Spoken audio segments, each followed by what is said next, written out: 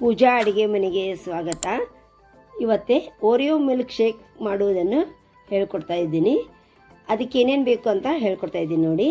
ಮೊದಲಿಗೆ Oreo biscuit, ಒಂದು glass ಹಾಲು, ಐಸ್ ಕ್ರೀಮು, ಸಕ್ಕರೆ ಪುಡಿ. ಮೊದಲಿಗೆ ಒಂದು ಜಾರ್ ತೊಗೋಬೇಕು. ಅದಕ್ಕೆ ಓರಿಯೋ ಬಿಸ್ಕಿಟನ್ನು ಹಾಕಿ ಅದನ್ನು ಪುಡಿ ಮಾಡ್ಕೊಂಡು ಬರ್ತಿದ್ದೀನಿ. ಇವಾಗ ಪುಡಿ ಮಾಡ್ಕೊಂಬಂದಿದ್ದೀನಿ ನೋಡಿ. ಅದಕ್ಕೆ ಸಕ್ಕರೆ ಪುಡಿ ಹಾಕ್ತಾಯಿದ್ದೀನಿ. ಐಸ್ ಕ್ರೀಮ್ ಹಾಕಿದ್ದೀನಿ ನೋಡಿ. ಇವಾಗ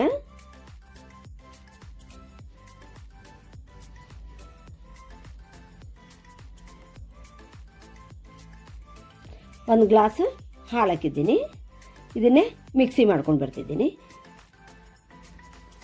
ಇವಾಗ ರೆಡಿ ಆಯ್ತು ನೋಡಿ ಓರಿಯೋ ಮಿಲ್ಕ್ ಶೇಕ್.